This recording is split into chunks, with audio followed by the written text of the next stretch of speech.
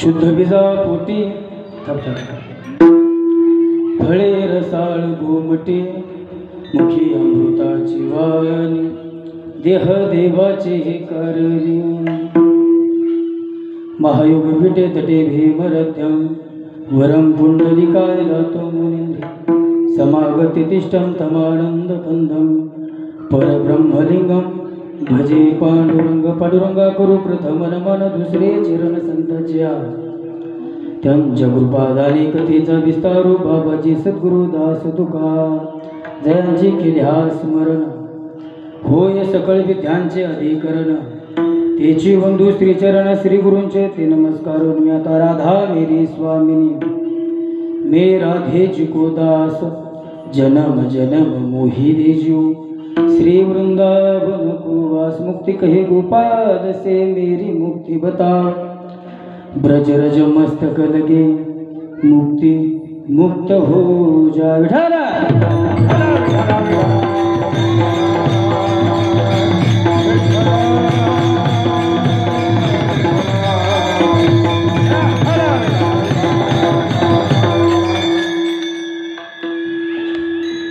शुद्ध बीजा पोटी फळे रसाळ गोमटी मुखी अमृताची वाणी देह देवाचे करणे प्रस्तुत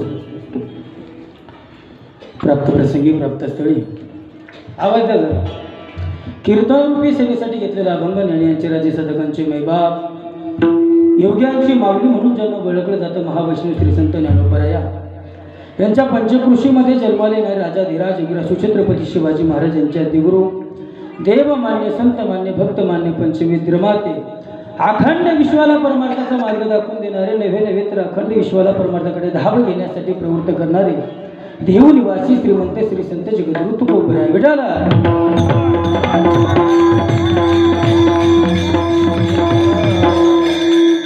हॅलो आवाज कडक करा मला घेतलेला अभंग जगद्गुरु तुकोबरायांचा अभंगातून जगद्गुरु तुकोबरा अभंगाचा कार्यक्रम भाव प्रगट करताय कीर्तनाला सुरुवात करापूर्वी थोडासा पुढे हार तो म्हणजे असा सालाभात प्रमाणे चालू असला अखंड हरिनाम सप्ताह तथा श्रीमद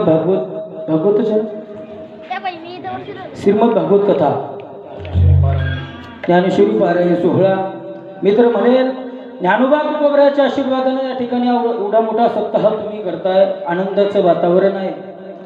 खरंच तुमच्या कॉलनीतले म्हणजे आमचे गावकरी बरं का, ज्यांनी मला या ठिकाणी बोलवलं, ज्यांनी या ठिकाणी मला बोलवले असे असणारे आमचे बळीराम दादा शेळके. खरंच तर दादाचे मानावं तेवढे धन्यवाद. कारण दादांचा आमचा अगोदर परिचय नव्हता बरं का. गाव एकच आहे, जवळच म्हणजे शेजारचंच गाव आहे. पण आता पाठीमागं आता 1 महिन्यापूर्वी माझ्या कीर्तनाला ते होते समोर. कीर्तन ऐकलं आणि दादाचा आग्रह होता की बाबा आमच्या कॉलनीमध्ये तुम्हाला यावं लागतं. दादाने आग्रह केला आणि आमच्या भागातील कोणी कीर्तनकार आला नाही असं होऊ शकत नाही बरं का. दादाच्या शब्दाला मान देऊन या ठिकाणी मी तुमच्या समोर हजर झालो आहे. मी काय ज्यादा मोठा कीर्तनकार नाही आहे किंवा प्रसिद्ध कीर्तनकार असं पण नाही आहे. मला जेवढं जमलं तेवढं मी तुम्हाला छोटं सांगण्याचा प्रयत्न करेन. माझी एकच विनंती असेल बा सर्वांनी थोडासा वेळ माझ्याकडे आहे. फक्त श्रभांगाचे कान करू तुम्ही सर्वांनी लक्ष देऊन ऐका. विठाला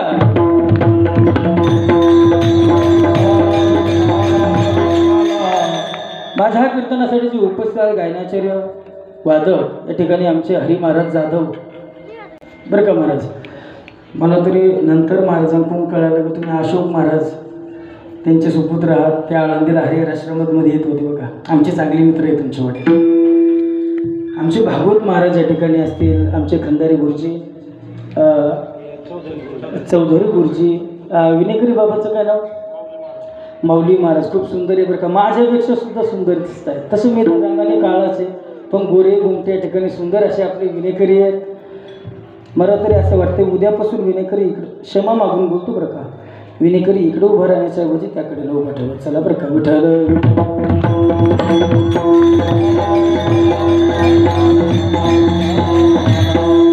कारण याचं कारण सांगतो. विनेकराकडे बघितल्याच्या नंतर महाराज कीर्तनकारला उत्साह मिळतो. कीर्तनकार जो उभा असतो ना समोर त्याला उत्साह मिळत असतो. कारण कसं आहे विना समोर. पण आता नेमकं कीर्तनकाराच्या पाठीमागं विना झाला. शास्त्राचा नियम असा आहे महाराज कीर्तन असो, भागवत असो, रामायण असो, प्रवचन असो, वक्त्याच्या पाठीमागं उभं राहावं.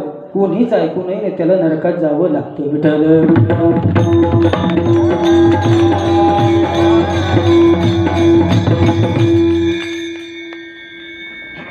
विठ्ठल विठ्ठल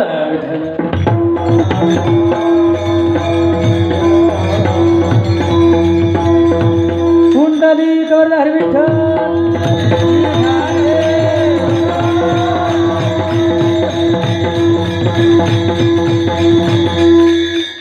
कसं असतं माहिती का, एक मी घरचा माणूस आहे बरं का.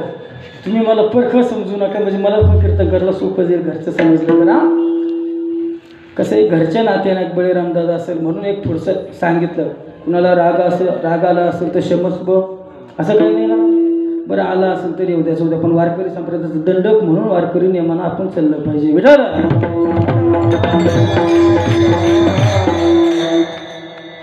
या ठिकाणी तुमचं काय ना ताई तुमचीच कथा आहे ना नाही का. कोण सुनीता ताई या ठिकाणी माझ्या कीर्तनासाठी खरंच ताईचा सुंदर आवाज आहे. महाराजांचाही सुंदर आवाज आहे. या ठिकाणी खंदारे गुरुजीचा तुला मोठी बादशाह आहे. हां चौधरी गुरुजी कसं सर्व या ठिकाणी आहेत.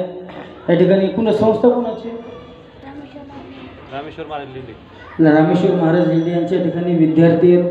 खरं एक बोलून जाईल बाबा हो माझीही आळंदीला संस्था आहे. एक सांगू का महाराज हे लेकरू इतक्या लांबून या ठिकाणी येत आहे शिकतायत. तुमच्या समोर या ठिकाणी हा धोत्र घालून उभा आहे. मी तर म्हणेल महाराज तुम्ही जगात पैसा किती कमवला किंवा आपल्या लेकरासाठी तुम्ही पैसा किती कमवून ठेवला याच्यापेक्षा आपल्या लेकराला तुम्ही संस्कार किती दिले हे मात्र महत्त्वाचं आहे बरं का. विठ्ठल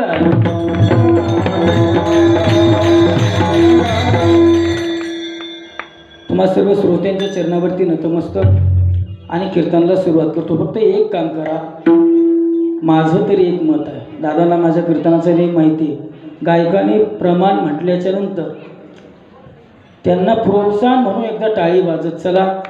आता नाही नंतर त्यांनी प्रमाण म्हटल्याच्या नंतर म्हणजे कसं असतं म्हणजे गायक लोकांना पण उत्साह येतो नाही बा आपलं कुठंतरी लोकांना आवडलं मग त्यांचंच सांगत नाही माझं पण सांगतो. आमचं एखादं काहीतरी एखादं पद आवडलं तर टाळी वाजत चला. नेमकं आमच्याही लक्षात येतं की आपलं कीर्तन सर्वांना समोर समजतंय म्हणून. विठ्ठल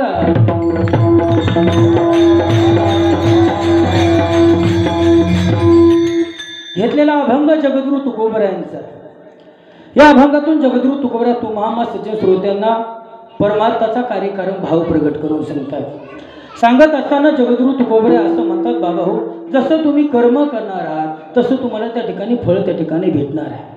तुम्ही तर तुमच्या जीवनामध्ये शुद्ध कर्म केलं तर त्या ठिकाणी तुम्हाला शुद्ध फळ निश्चित भेटणार आहे. चांगलं फळ तुम्हाला त्या ठिकाणी निश्चितच भेटणार आहे. तुम्ही तुमच्या मुखाने, तुम्ही तुमच्या डोळ्याने, तुम्ही तुमच्या कानाने, तुम्ही तुमच्या पायाने, तुम्ही तुमच्या सर्व अंगाने तुम्ही एखादं वाईट जर कर्म केलं असाल तर त्या वाईट कर्माचं फळ सुद्धा तुम्हाला वाईट भोगावं लागणार आहे. जगद्गुरु तुकोबरे म्हणतात, शुद्ध बीजापोटी फळे रसाळ गोमटी. जगद्गुरु तुकोबरे असं म्हणतात की बाबा हो, शुद्ध बीज जर तुम्ही लावलं तर त्या ठिकाणी फळ तुम्हाला त्या ठिकाणी कसं भेटणार आहे? शुद्धच त्या ठिकाणी भेटणार आहे. असं होऊ शकतं का? बोया पेड बबूल का तो आम का असे होय. तुम्ही बाभळीचं रोप लावल्याच्या नंतर त्या ठिकाणी तुम्हाला आंबा मिळणार आहे का? मिळणार आहे का? नाही मिळू शकत. तुम्ही ज्याचं बीज लावणार आहे तेच तुम्हाला त्या ठिकाणी मिळणार आहे. विठाला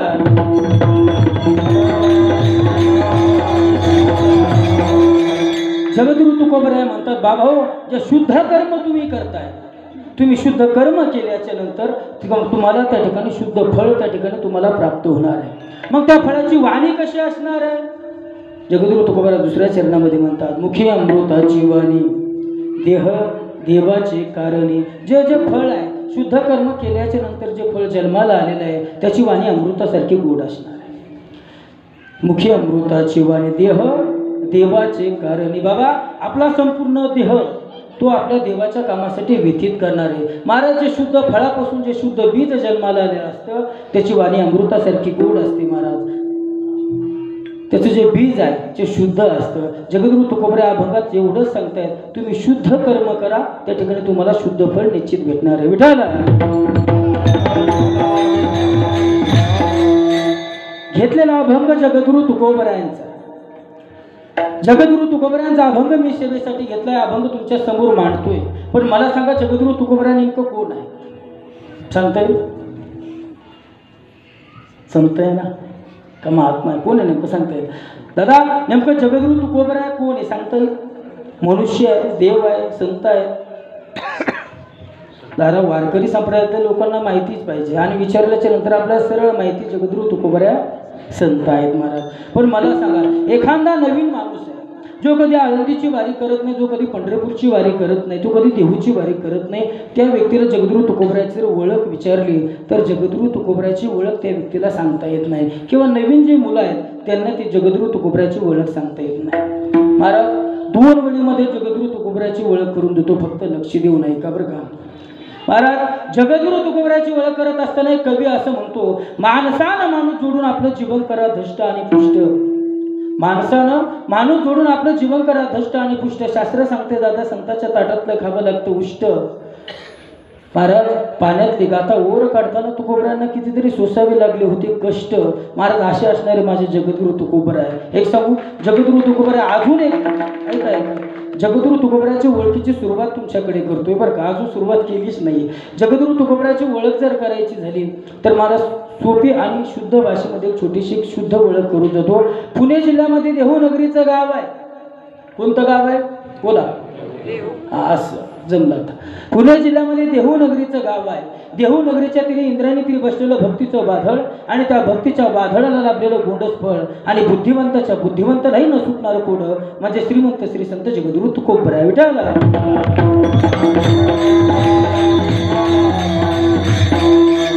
त्या जगद्गुरु तुकोबरायांचा अभंग आज आपण सेवेसाठी घेतलेला आहे. महाराज, या ठिकाणी जगद्गुरु तुकोबराचे तुम्ही आम्ही पायक आहात, तुम्ही आम्ही सेवक आहात. महाराज, या ठिकाणी जगद्गुरु तुकोबरायांचा अभंग आपण सेवेला घेऊन त्याच्यावरती आपण चिंतन करणार आहोत. विठाला विठाला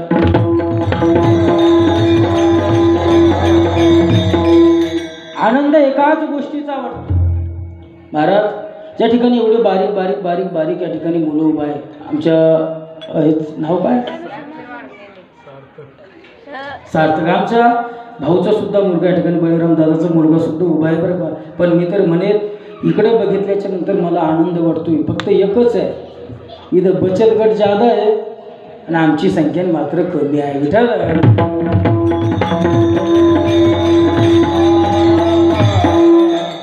महाराज तरुणांनी कीर्तन ऐकलं पाहिजे, तरुणांनी कीर्तन श्रवण केलं पाहिजे. का माहिती आहे महाराज, माझा भारत देश स्वतंत्र व्हावा, माझा भारत देश आता इंग्रजाच्या गुलामगिरीत नकोय आता, म्हणून माझा भारत देश स्वतंत्र होण्यासाठी वयाच्या 23 वर्षी फासावर जाणारा माझा भगतसिंग महाराज तुम्हा आम्ही तरुणांनी ऐकणं आज गरजेचं आहे. महाराज तरुणांनी कीर्तनामध्ये नटलं पाहिजे, तरुणांनी कीर्तनामध्ये टाळ घेऊन उभा राहिलं पाहिजे, तरुणांनी कीर्तनामध्ये नाचलं पाहिजे. का माहिती आहे, जगद्गुरु तुकोबराय एका ठिकाणी असं म्हणतात, तरणा भाग्यवंत नटे हरी कीर्तनात. महाराज तरुण माणसाने या ठिकाणी कीर्तन श्रवण केलं पाहिजे, कीर्तन ऐकलं पाहिजे. पण मात्र या जगामध्ये असं झालं महाराज, तरुण कीर्तन करणारा तरुण तयार झालाय, पखवाज वाजवणारा तरुण तयार झालाय, या ठिकाणी गायक तरुण झालाय, पण नेमकं कीर्तन श्रवण करायला म्हातारेच माणसं. मी इथलं नाही सांगत बरं का, तुमचं सांगून मला अजून जायचं जाय रात्रभर त्या ठिकाणी थांबायचे बरं का, मी इथलं नाही सांगणार. पण महाराज मी या मताचा माणूस आहे की तरुणांनी कीर्तन श्रवण केलं पाहिजे. नेमकं म्हाताऱ्या माणसाने कीर्तन ऐकू नये असा माझा नेम नाही आहे. वयस्कर माणसाने कीर्तन श्रवण केलं पाहिजे. महाराज वयस्कर माणसांनी सुद्धा कीर्तन या ठिकाणी ऐकलं पाहिजे. पण तरुण जर या ठिकाणी पुढाकार घेत असेल, तरुण या ठिकाणी सप्ताह करत असेल, तर महाराज सर्व गावकरी मंडळांनी, सर्व कॉलनीतल्या मंडळांनी त्यांना वर्गणी दिली पाहिजे, त्यांना सहकार्य केलं पाहिजे, महाराज त्यांना सपोर्ट केला पाहिजे आणि या ठिकाणी सप्ताह मोठा केला पाहिजे. मला तर आनंद वाटतो, भागवत महाराज या ठिकाणी सप्ताह करतात, एक तरुण या ठिकाणी सप्ताहासाठी समोर उभा आहे. मी तर म्हणेन तुमच्या सर्व कॉलनीकरांनी त्यांना सपोर्ट केला, मदत केला, तर हा सप्ताह आज या ठिकाणी उद्या अजून मोठा अजून मोठा अजून मोठा झाल्याशिवाय राहणार नाही. निश्चित या नारदाच्या गादीवरून सांगतो विठाल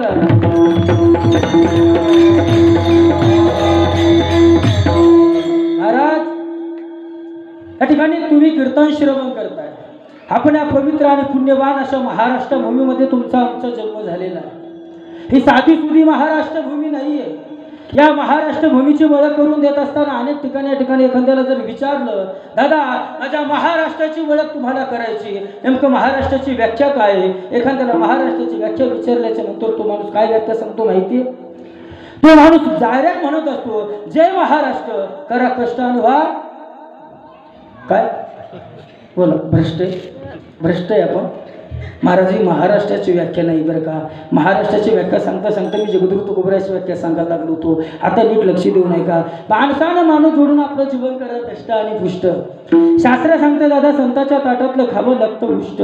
अरे पाण्यातली गाथा ओर काढताना तुकोबरायांना कितीतरी सोसावे लागले होते कष्ट, पण त्यांच्या जीवनामध्ये होतं वैराग्य असं उत्कृष्ट.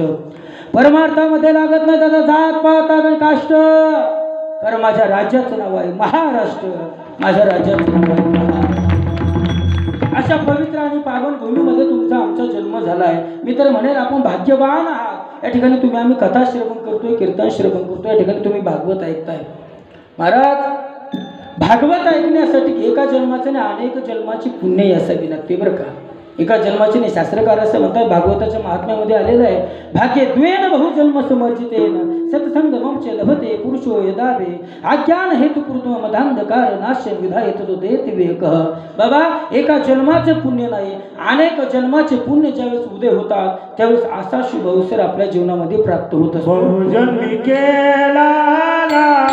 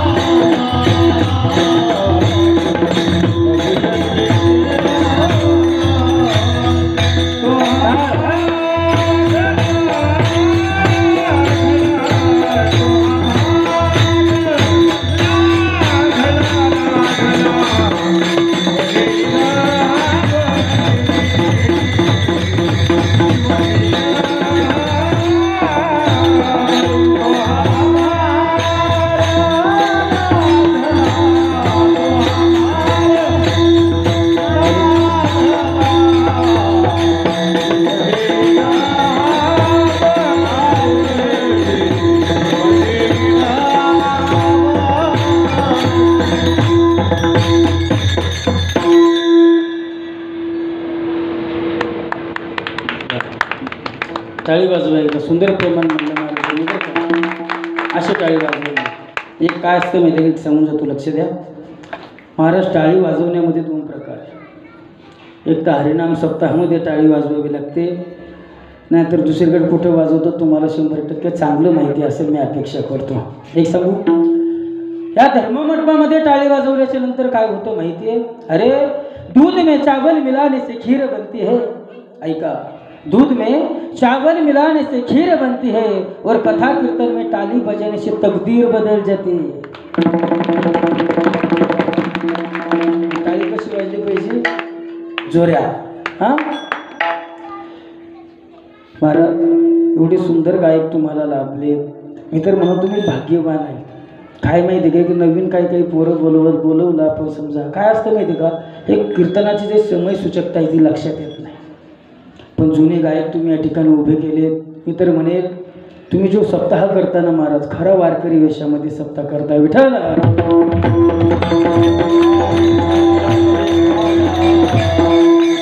घेतलेला अभंग जगद्गुरु तुकोबरायांचा.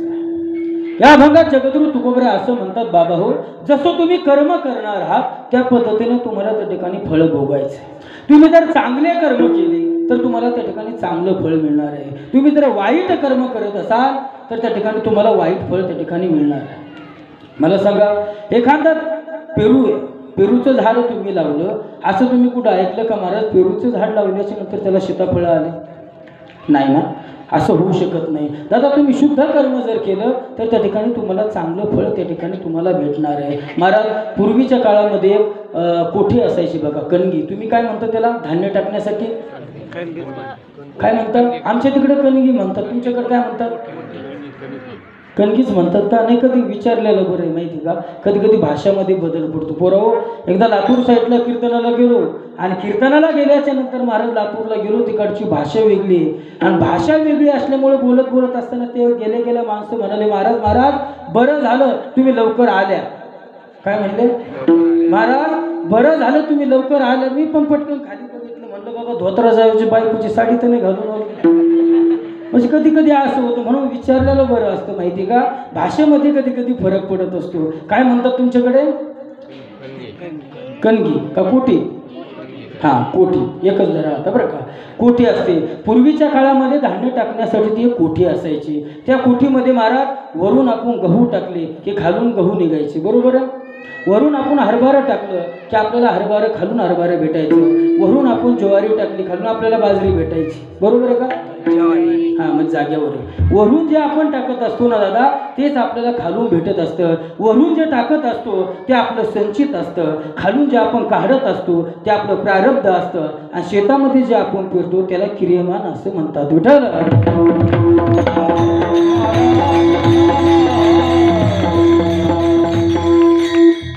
जसं तुम्ही कर्म करणार आहात त्या पद्धतीनं आम्हाला ते कर्म भोगावं लागतं बरं का.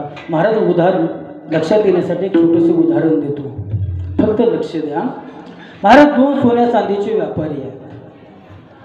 दिवसभर बाजारामध्ये सोन्या चांदीचा व्यापार केला आणि व्यापार केल्याच्या नंतर आता सायंकाळ होत आलेली आहे आणि सायंकाळ झाल्याच्या नंतर त्यांना असं वाटलं, आपण दिवसभर आता सोन्या चांदीचा व्यापार केला आहे, आपल्याकडे भरपूर सोनं आहे, आपल्याकडे भरपूर पैसा आहे, आता आपण काय केलं पाहिजे, आपल्या गावाच्या दिशेने निघालं पाहिजे. महाराज सायंकाळ झाली. सायंकाळ झाल्याच्या नंतर ते सोन्या चांदीचे 2 व्यापारी गावाच्या दिशेने निघाले. पण वाटेला जात असताना त्यांना त्या ठिकाणी अंधार पडला. पूर्वीचा काळ आहे, अंधार पडला आणि अंधार पडल्याच्या नंतर त्या सोन्या चांदीच्या व्यापाऱ्याला आता भीती वाटायला लागली. ते विचार करतात, अरे आपल्याकडे भरपूर सोनं आहे, आपल्याकडे भरपूर पैसा आहे, आपण आपल्या गावाच्या दिशेने जातोय, पण आता रात्र झालेली आहे, आपल्याला कोणीतरी गुंड पकडतील, आपल्याला चोर पकडतील, आपल्याला लुटतील, आपलं सोनं घेऊन जातील, आपल्याकडचे पैसे घेऊन जातील, आपण आजची रात्र कुठेतरी मुक्काम केला पाहिजे. लक्ष द्या महाराज, ते 2 सोन्या चांदीचे व्यापारी, त्या 2 सोन्या चांदीच्या व्यापाऱ्यांना काय केलं माहिती आहे, लांब असा एक लाईट चमकताना दिसता, त्या लाईटच्या दिशेने त्या ठिकाणी गेले. बघितलं तर भला मोठा त्या ठिकाणी एक बंगला होता. काय होतं?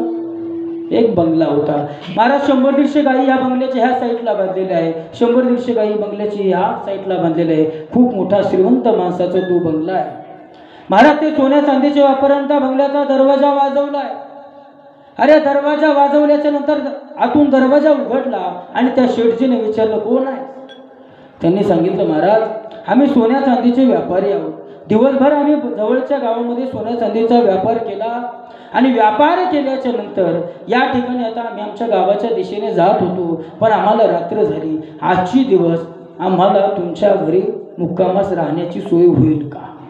काय प्रश्न केला? तुमच्या घरी आजची रात्र आम्हाला मुक्कामाला राहण्याची सोय होईल का? दादा त्या शेठजीने सांगितलं, हो ठीक आहे ना. तो समोर दिसतो का गादी पलंग? त्या गादी पलंगावरती रोज माझी 2 मुलं झोपत होते. पण योगायोग असा झाला, माझे मुलं आज शेतात पाणी देण्यासाठी गेलेले आहे. त्या गादी पलंगावरती तुम्ही झोपू शकता. महाराज 10 वाजता त्या गादी पलंगावरती त्या ठिकाणी ते 2 व्यापारी झोपलेले. किती वाजता झोपले? 10 वाजता झोपले. पण महाराज त्या 11 वाजता त्या माणसाच्या बंगल्याच्या मालकाच्या मनामध्ये असं आलं, महाराज आपण अजून श्रीमंत झालं पाहिजे. काय आलं? आपण अजून श्रीमंत झालं पाहिजे अशी अपेक्षा त्याच्या मनामध्ये आली. महाराज एक सांगून जाऊ का तुम्हाला, श्रीमंत माणसाची जोपर्यंत अजून श्रीमंत होण्याची विलासा संपत नाही, लक्ष द्या, श्रीमंत माणसाची अजून श्रीमंत होण्याची विलासा जोपर्यंत संपत नाही ना दादा, तोपर्यंत गरिबाने मोठं होण्याचं स्वप्न कधी पाहायचंच नाही. लक्षात येते मी काय सांगतो? जोपर्यंत श्रीमंत माणसाला असं वाटत नाही आपण अजून श्रीमंत व्हावं, तोपर्यंत गरिबाने मोठं होण्याचा प्रयत्न करायचा नसतो बरं का. महाराज आज तुमच्याकडे पैसा असेल, आज तुम्ही भरपूर पैसा कमवला असेल, भरपूर गाड्या बंगले तुमच्या ठिकाणी असतील, भरपूर ठिकाणी तुम्ही जात असाल, तुम्ही सकाळचा नाश्ता मुंबईत करत असाल, दुपारचं जेवण विदेशात करत असाल, पण एक सांगू, आपली श्रीमंती पैशावर नसते. काय काय म्हणतो आजी मी?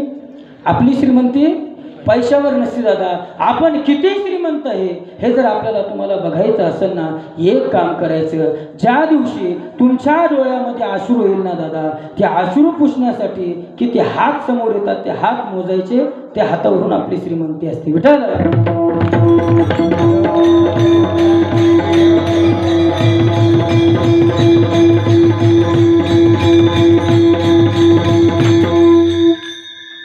आपल्या डोळ्यातील अश्रू पुसण्यासाठी किती हात समोर येतात ना, ते हात दादा मोजले ना, निश्चितच त्या हातावरून आपली श्रीमंती आपल्या लक्षात येत असते बरं का.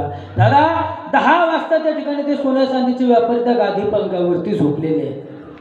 पण योगायोग असा झाला, रात्री 11 वाजता त्या बंगल्याच्या मालकाला असं वाटलं आपल्याला अजून श्रीमंत व्हायचं. त्यांनी महाराज 11 वाजता मारेकऱ्यांना बोलवलंय आणि मारेकऱ्यांना बोलवल्याच्या नंतर त्या मारेकऱ्यांना सांगितलं, बाबा या समोर गादी पलंगावरती 2 सोन्या चांदीचे व्यापारी झोपलेले आहेत, त्यांच्याकडे भरपूर सोनं आहे, त्यांच्याकडे भरपूर पैसा आहे. एक काम करायचे, त्या दोघांना ठार करायचं, निम्म सोनं तू घ्यायचं, निम्म सोनं मी घेणार. किती वाजता ठरलं? 11 वाजता ठरलं. मग किती वाजता मारायचा प्लॅन करता करता सांगितलं, रात्री त्यांना बरोबर 3 वाजता मारायचं. पण योगायोग असा झाला महाराज, त्या मालकाचे बंगल्याच्या मालकाची ते 2 मुलं शेतामध्ये गेले होते, ते 2 मुलं रात्री 2 वाजता घरी आले. किती वाजता आले?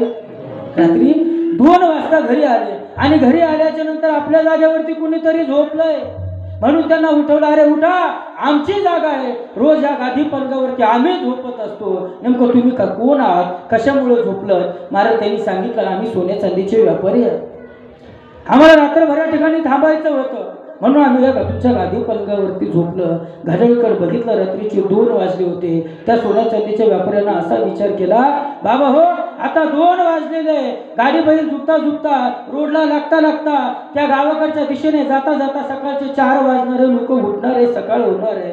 महाराज त्या सोन्या चांदीच्या व्यापाऱ्याला रात्री 2 वाजता गाडी बैल झोपलं आणि आपल्या मार्गाने निघून गेले.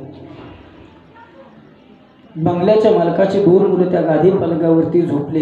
महाराज 3 वाजता मारेकरी आले, त्यांना माहिती नव्हतं सोन्या चांदीचे व्यापारी त्या ठिकाणी झोपलेले की बंगल्याच्या मालकाचे 2 मुलं झोपलेले. महाराज त्यांनी पाठीमागचा पुढचा विचार केला नाही आणि त्या ठिकाणी त्या 2 मुलाचा काय केलं? काटा काढला, त्यांना त्या ठिकाणी ठार केलं. मला सांगा, कर्म केलं होतं का? चोरी केली होती का? नाही दादा, कर्म करायचं ठरवलं होतं तरी त्यांना त्याचं फळ भोगावं लागलं. विठ्ठल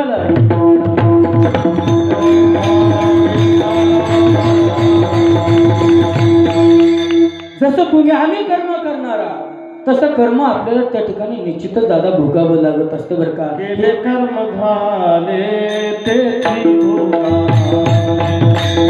केले कर्म झाले तेची भोगा, केले कर्म झाले तेची भोगा, केले कर्म झाले तेची भोगा. उपजले आईचे किती, उपजले मेले आईचे किती, हरी मुक्ती दाता, हरी राधे, हरी मुक्ती दाता. उपजले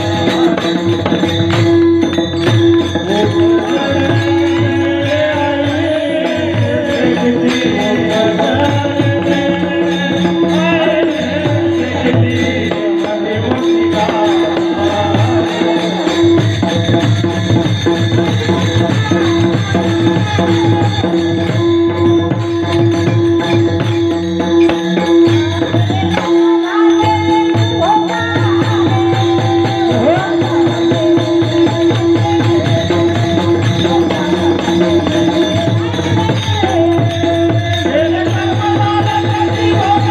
आईचे किती, उपजले मेले आईचे किती, हरी मुक्ती दाता. एक ना क्या बघा शिकले का नाही तुमच्या कॉलेजला सुद्धा महाराज लगेच कसं असतं माहिती का, चमत्कार झाल्याशिवाय नमस्कार होत नाही बरं का. विठ्ठल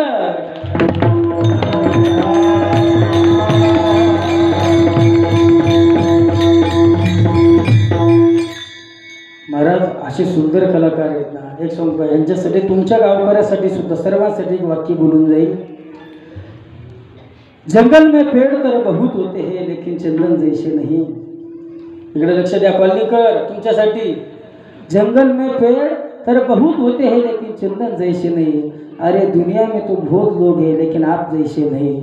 आप सुंदर वाटलं, माझ्या सुद्धा लक्षात नव्हतं, पण तुम्ही त्या ठिकाणी टाळी वाजला. खरंच आनंद वाटला तुमच्यासाठी. एकदा सर्वांनी जोरात टाळी वाजवा. महाराज एकनाथ महाराज या ठिकाणी असं म्हणतात, केले कर्म झाले त्याची भोगा आले, उपजले मेले आयशे किती. दादा जसं तुम्ही कर्म करणार आहात तसं त्या ठिकाणी तुम्हाला फळ भोगायचे. तुम्ही चांगलं जर कर्म केलं ना दादा, तुम्हाला चांगलं फळ त्या ठिकाणी भोगावं लागणार आहे. एक सांगू तुम्हाला, कधी कधी माणसाला प्रश्न पडतो, महाराज महाराज आम्ही एकादशी करतोय, आम्ही द्वादशी करतो, आम्ही सोमवार करतो, आम्ही मंगळवार करतो, महाराज आम्ही आषाढीची वारी करतो, आम्ही पंढरपूरची वारी करतो, पण नेमकं आमच्या जीवनामध्ये नेमकं दुःख का? प्रश्न पडतो का नाही आजी? पडतो का नाही? आम्ही एवढे वार सोमवार मंगळवार सगळे 7 देवाचे 7 वार धरतो, सगळे उपवास तापस करतो, पण नेमका आमच्या जीवनामध्ये दुःख का? असा प्रश्न पडतो. बघा ना महाराज, समोरच्या बगल्यामधला माणूस आहे, कधी त्याला एकादशी माहिती नाही, कधी त्याला द्वादशी माहिती नाही, कधी त्याला हरिपाठ माहिती नाही, कधी त्याला आषाढीची वारी माहिती नाही, पण बघा ना महाराज, देवानं त्यांचं किती भलं चांगलं केलं. असा प्रश्न पडतो ना आजी? पडत असतो. एक सांगू जाऊ, मला असा प्रश्न पडला, याच्यापेक्षा जगद्गुरु तुकोबाराला सुद्धा एक दिवस असा प्रश्न पडला होता. जगद्गुरु तुकोबरा पांडुरंगाच्या समोर उभा आहे आणि पांडुरंगाला विनंती करतात, पांडुरंगा अरे असं कोणतं पाप माझ्या हातून घडलं रे बाबा, अशा कोणत्या कर्माची सजा तू मला देतो रे देवा, की या 2 वर्षामध्ये माझ्या घरातील 5 माणसं मरावी.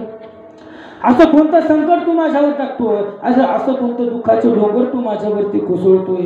सांग ना देवा, असं तुझा माझा काय असा वैराकार आहे की तू दुःखाचे डोंगर माझ्यावरती संकट टाकत असतो. जगद्गुरु तुकोबरा त्या ठिकाणी म्हणतात, देवा तुझा माझा का देवा वैराकार, दुःखाची डोंगर बांधित असे. काय सांगितलं? देवा तुझा माझा का रे वैराकार. अरे देवा तुला विनंती आहे पांडुरंगा, असं का माझ्यासोबत तू वैर पत्करतोय, अरे का माझ्यासोबत तू असं वाईट जगतो रे देवा, की बाबा तू माझ्यावरती दुःखाचा डोंगर पोचवला. एक सांगू तुम्हाला महाराज, साधू संतांना सुद्धा हा प्रश्न पडलेला आहे बरं का. पण एक सांगू, जसं तुम्ही कर्म करताय ना तसं तुम्हा आम्हाला भोगायचं. हे तुम्हा आम्हालाच नाही महाराज, हे देवादिकाला सुद्धा भोगावं लागतं, नव्हे तर देवाच्या बापाला सुद्धा भोगावं लागतं. कर्मे श्रीराम वनवासा गेला, कर्मे दशरथ योगे मेला. कर्मे रावण शेव पावला योग घडला सीतादेवी. दादा देवाला नव्हे देवाच्या बापाला सुद्धा कर्म भोगावं लागतं. देवाच्या बापाला सुद्धा कर्म चुकलेलं नाही बरं का महाराज. एक वेळेचा प्रसंग तुम्हाला सर्वांना ज्ञात आहे. फक्त टच करून समोर जातो. कारण ज्यासाठी त्यांनी बळीराम दादांनी मला बोलवलंय त्याच्याकडे मी लगेच ताबडतोब तिकडे जाणार आहे. फक्त एक मिनिट इकडे लक्ष द्या महाराज. जसं तुम्ही आम्ही कर्म करणार आहे ते कर्म तुम्हाला आम्हाला भोगावं लागत असतं. महाराज रामचंद्र प्रभूचं कर्म बघा. आज रात्री सांगितलं जातं की रामा तुला उद्या सकाळी राज्य सांभाळायचंय. तुला उद्या सकाळी राज्य गादीवर बसायचंय. अरे उद्या तुला राज्य कारभार होणार आहे. तुझा राज्याभिषेक उद्या होणार आहे. रामाला सांगितलं महाराज. पण असा दिवस उजाडला की महाराज माझ्या रामाला दुसऱ्या दिवशी सकाळी वनवासाला जावं लागलं. विठ्ठल विठ्ठल.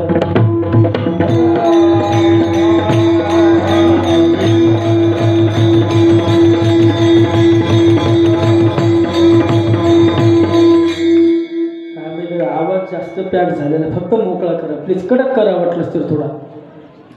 काय माहिती का कथा पण चालू. सगळ्या गोष्टी तिकडे कीर्तन कथा डबल काम चालू. जवळपास 4 दिवस झाले असंच. नगरला कथा करायची डबल इकडं तिकडं पडायचं. अशा गोष्टी होत्या. फक्त प्लीज आवाज कडक करा. कारण मला उद्या जाऊन डबल दुपारी कथाच करायची. विठ्ठल विठ्ठल.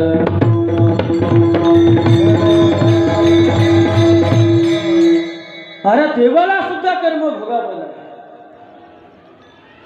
रामाला ज्या दिवशी राम माझा वनवासाला गेला ना दादा माझ्या रामाला ते कर्म भोगावं लागलं. सोडून द्या देवाला सोडून द्या महाराज. देवाच्या बापाला सुद्धा त्या ठिकाणी कर्म भोगावं लागलं बरं का महाराज. माझे रामचंद्र प्रभू लक्ष्मण भैया आणि सीता माता वनवासाला निघून जात आहेत महाराज. वनवासाला जात असताना माझे सुमंतजी त्यांना सोडण्यासाठी जात आहेत महाराज. नदीच्या पार गेल्याच्या नंतर माझे सुमंतजी परत अयोध्यामध्ये येत आहेत. आणि अयोध्यामध्ये आल्याच्या नंतर माझ्या दशरथ राजा सुमंतीला विचारतोय सुमंताजी नेमकं माझ्या रामानं माझ्यासाठी काय निरोप पाठवलाय मला सांगा ना. त्या ठिकाणी सुमंतजी म्हणतात बाबा राजा तुझ्या रामाने तुझ्यासाठी एकच निरोप पाठवलेला आहे. ज्या दिवशी भरत राज्य गादीवर बसल तो दिवस आम्हाला कळवा. तो दिवस आम्हाला सांगा. त्या दिवशी जंगलामध्ये आमची कुटिया सुद्धा सजवलेली असणार. हे रामायणातून बंधुप्रेम शिकायला मिळतं बरं का दादा. हो त्या ठिकाणी सांगितलंय महाराज. घरी आला सुमंतजीला सांगितलं आणि सुमंतजीने सांगितल्याच्या नंतर माझ्या दशरथ राजाच्या डोळ्यातून आज पाणी आलेलं आहे. लक्ष द्या. दशरथ राजाच्या डोळ्यातून पाणी आलं आणि पाणी आल्याच्या नंतर त्या ठिकाणी माझा सुमंतजी राजाला विचारतो राजा अरे आपण क्षत्रिय आहेत. अरे समोर मरण आलं तरी क्षत्रिय कधी झुकत नाही. अरे समोर मरण आलं तरी क्षत्रियाच्या डोळ्यातून कधी पाणी येत नाही. का राजा नेमकं काय झालं तू रडतोय रे राजा. कशामुळे राजा तू रडतो तू आम्हाला सांग ना. त्या ठिकाणी सांगितलं जातं बाबा सुमंतजी मी काय रडतो माहिती आहे. त्या समोरच्या भिंतीवरती एक चित्र आहे. ते चित्र मला रडवतंय. समोरच्या भिंतीवरती चित्र आहे ते रडवतंय. अरे काय सांगतं राजा ते चित्र. त्या ठिकाणी तो सांगतो बाबा एक चित्र आहे. एक आंधळे मायबाप आहे. त्या आंधळे मायबापाचा एक छोटासा एक मुलगा आहे तो श्रावण बाळ आपल्या आईबापाला काशी यात्रेसाठी घेऊन निघाला होता.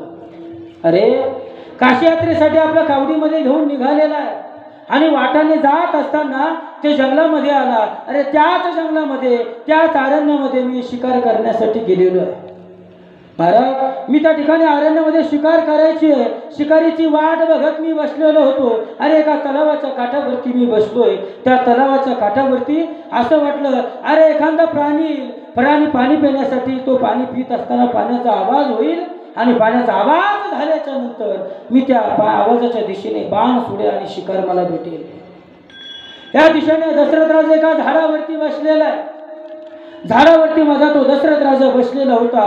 तो महाराज तो आंधळ्या मायबापाला घेऊन चाललेला तो श्रावण बाळ समोर आला.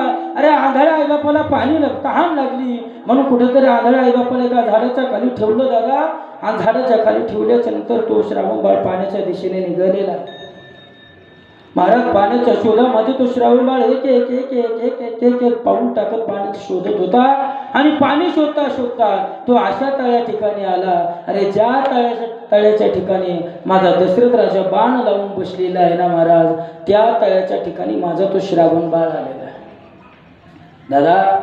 श्रावण बाळ त्या ठिकाणी आला आणि आल्याच्या नंतर त्याला वाटलं समोर पाणी आहे. आपले आंधळे बाळ तेवढं पाण्यानं तरपडतायत. महाराज त्यांना तहान लागलेली आहे. आपल्या आईबापाला पाणी पाजलं पाहिजे म्हणून त्या आशीर्वाद एक मंडळ घेतलं. महाराज त्या पाण्यामध्ये बुडवणार. पाण्यामध्ये बुडवलं आणि बुडवल्याच्या नंतर त्या ठिकाणी पाण्याचा आवाज आला आणि पाण्याचा आवाज आल्याच्या नंतर बघितलं तर महाराज माझ्या दशरथ राजाला वाटलं अरे कोणीतरी शिकार आलेला आहे, कोणता तरी प्राणी आलेला आहे. त्या आवाजाच्या दिशेने माझ्या दशरथ राजाने एक बाण सोडलेला आहे.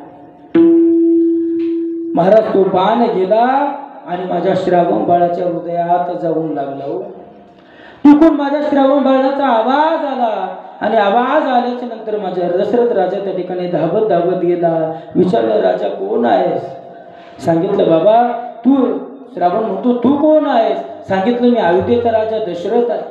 अरे राजा नाव ऐकून होतो राजा तुझं. अरे भरपूर राजा तुझी कीर्ती ऐकली होती रे राजा. पण एक सांगू राजा माझ्या आधाळा आई बापाला घेऊन मी काशी यात्रेसाठी निघालेलो रे राजा. एक काम कर राजा माझ्या आई बाप त्या ठिकाणी आहे, ते पाण्याची वाट बघताय, फक्त त्यांना निघून पाणी पाच. महाराज पूर्वीच्या काळामध्ये एक कविता होती तुम्हाला माहिती आहे. शर आला तो धावून याला काळ बिघडला तो श्रावण बाळ. दादा तो श्रावण बाळ ओरडत होता अरे माई मरतोय आता माझ्या आईबापाला कोणीतरी पाणी पाजलं पाहिजे. दशरथ राजाला सांगितलं राजा माझ्या आंधळ्या आईबापाला तू एकदा पाणी पाजून ये. महाराज त्या श्रावण बाळाच्या आदेशावरून माझा तो दशरथ राजा आज श्रावण बाळाच्या आईबापाकडे गेला. महाराज पायाचा आवाज आला आणि आवाज आल्याच्या नंतर ठिकाणी श्रावण बाळाच्या आईबाप म्हणतायत बाळा आलास? पाणी सापडलं का? अरे भरपूर वेळ झाला रे बाळा, तुला भरपूर वेळापासून तू गेला होता. अरे तहान लागली होती रे राजा, किती वेळ झाला तू गेला. पण नाविलाजाने त्या ठिकाणी दशरथ राजाला सांगावं लागलं बाबा मी तुमचा मुलगा श्रावण नाहीये, मी राजा दशरथ आहे. राजा दशरथ आहे. अरे माझा मुलगा पाणी आणण्यासाठी गेला होता, नेमका अजून भरपूर वेळ झाला आला नाही, नेमकं काय झालं कळलं का? त्या ठिकाणी सांगितलं बाबा तो माझ्या हातून मरण पावलेला. असं सांगितल्याच्या नंतर महाराज श्रावण बाळाच्या आईवडिलांनी दशरथ राजाला शाप दिला होता की बाबा अरे चार पुत्र होतील, पण चार पुत्र होऊन सुद्धा तुझ्या अंतकाळाच्या वेळेस तुझ्यासोबत एकही राहणार नाही. काय? चौघे पुत्र त्या दशरथा अंतकाळी एकही नव्हता.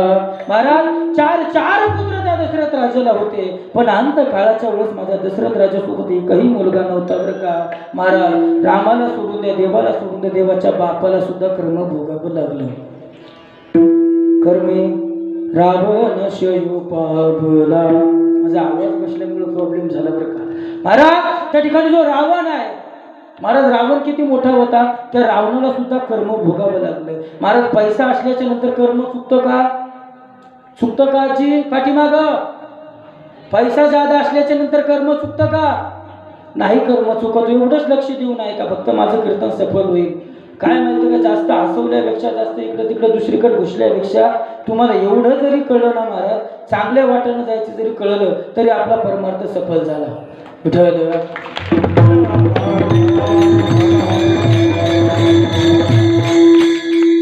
एक सांगू महाराज माणसानं जगायचं कळलं पाहिजे बरं का. कसं जीवन जगायचं माणसाला कळणं गरजेचं आहे. महाराज तू मला सोडून द्या, देवाच्या बापाला कर्म भोगावं लागलं. नव्हे तर अफाट श्रीमंत असणारा जो रावण आहे त्या रावणाला सुद्धा कर्म भोगावं लागलं. महाराज रावण किती श्रीमंत होता माहिती आहे? किती? महाराज त्याच्या घर सोन्याची होती बरं का. महाराज त्याच्या घरामध्ये जो झाडू झाडण्यासाठी होता तो सुद्धा सोन्याचा होता. आपल्याकडे आहे का? महाराज आपल्याकडे एक तोळा असतो बरं का, पण ते एका तोळ्याच्या जोर एवढ्या मारतात. नवऱ्यानं आता संक्रांत आली जवळ, संक्रांत आल्याच्या नंतर महाराज नवऱ्यानं एखादं मनी नुसतं नाकातला कराव, ती नुसती गावात फुसफुसच करत चालते. काहीच झालं फक्त नाकाला चोळीत चालते. का? कशामुळे बरं? ते वळवळ करतं का? नाही. अहो कुणीतरी विचारावं बाई हे सोनं कधी केलं का मग आपण आनंदाने सांगावं माझ्या नवऱ्याने केलं. बरोबर आहे की नाही? महाराज एक तीजभर सोनं आपल्याकडे आल्याच्या नंतर आपल्याला अहंकार होतो, आपल्याला गर्व होतो. पण मला सांगा अरे ज्याच्याकडे लंकाशी सोन्याची आहे असा असणार जो रावण आहे, महाराज त्या रावणाला सुद्धा रामाच्या हातानं मारावं लागलं. का? केवढा बलाढ्य होता दादा रावण माहिती तुम्हाला? 80,000 बायका आहे. किती आपल्याला एक सांभाळल्या जात नाही महाराज, जाती का नाही सांभाळल्या जात. तुमचं कशाला माझं सांगतो. इथून कीर्तन घरी गेलं की पहिलं दारात गेलं महाराज चला पाकिट, बरोबर आहे की नाही, असंच आहे का ना, खरं आहे ना. हे माझं नव्हतं, हे तुमचं होतं, पण नको माझ्यावर घेऊन सांगितलं बरं का, लक्ष द्या विठ्ठल.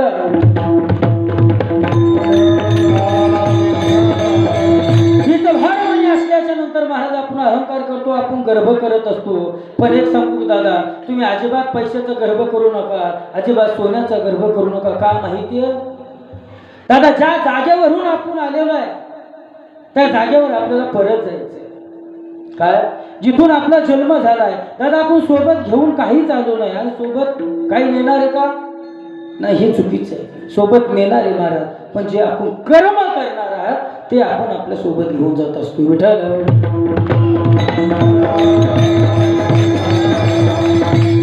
श्रीमंत असलेला जो रावण आहे, त्या रावणाला सुद्धा मरावं लागलं बरं का महाराज. 80,000 बायका आहे, 1,00,000 पोरं आहे, 1,00,000 पोरं आहे, 1,00,000 नातू आहे. मला सांगा, एका जणानं मला प्रश्न केला, महाराज त्या रावणाने एवढ्याचं आधार कार्ड कुठं लिंक केलं असेल.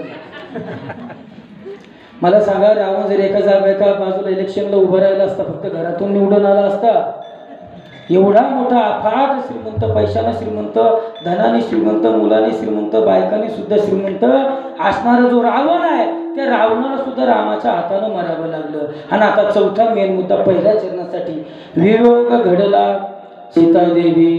महाराज जी असणारी रामाची पत्नी आहे, ती जननी आहे, या जगाची जी माता आहे, जी लक्ष्मी आहे महाराज, त्या सीतामाईला सुद्धा वनवासामध्ये जावं लागलं बरं का. एक सांगू महाराज, ज्याला 50,000 रुपये महिना पेमेंट आहे, किती लक्ष द्या, बोला बोला पटकन बोला, पहिल्या चरणाकडे जायचं. किती? ज्याला 50,000 रुपये महिना आहे, त्याच्या बायकोला चपलाचे 20 जोड असते. किती असते? 10-20 असतात का नाही? इकडे आहेत कुणाला? असतात महाराज. अहो, ज्या ठिकाणी ज्या व्यक्तीला 50,000 रुपये महिना आहे ना दादा, त्याच्या बायकोला 4-4, 5-5, 10-10 या ठिकाणी चपलाची जोडं असतात. कशामुळे माहिती आहे? आम्ही एकदा मुंबईला कीर्तनाला गेलो, आणि कीर्तनाला गेल्याच्या नंतर महाराज तिकडे आपलं कसं आहे माहिती का, आपल्या भाषेत, आपल्या भागामध्ये आणि तिकडच्या भागामध्ये भरपूर बदल आहे, भरपूर बदल आहे. महाराज कीर्तनाला गेलो, जेवायला बसलो, जेवत असताना ताट समोर आले, आणि ताट समोर आल्याच्या नंतर महाराज चपाती वाढाले, सुशिक्षित बाई म्हणतात तिला बरं का, ती समोर आली, आणि आल्याच्या नंतर महाराज ताड ताड ताड ताड चपला वाजत समोर आली, आणि म्हणलं, ताई तुमच्या पायात चप्पल आहे. तिने महाराज ती वाढायची. म्हणलं बरं, अशा किती आहे? महाराज म्हणे, वाढायची वेगळी आहे, स्वयंपाकाची वेगळी आहे, बाथरूमला जायची वेगळी, गावाला जायची वेगळी, बाजारात जायची वेगळी, घरात घालून फिरायची वेगळी, अशा अनेक चपला तिनं सांगितलं. म्हणलं बाबा, एक अंगदी हाणायची असेल तर ती पण आणा, आम्हाला 2-2 ठेवू. आता काय करता? अशा अनेक चपला आहे महाराज. लक्ष द्या, ज्या माणसाला 50,000 रुपये महिना आहे, त्याच्या बायकोला 10-10-20-20 चपलाचे जोड आहे. पण महाराज, ती चप्पल घालण्यासाठी ज्याला पाय द्यायचे, कुणाला पाय द्यायचे, कुणाला नाही द्यायचे, हे ज्याच्या हातात आहे, त्याची बायको 14 वर्षापर्यंत बिना चपलाची वनवासात फिरत होती. वियोग घडला सीतादेवी. विठ्ठल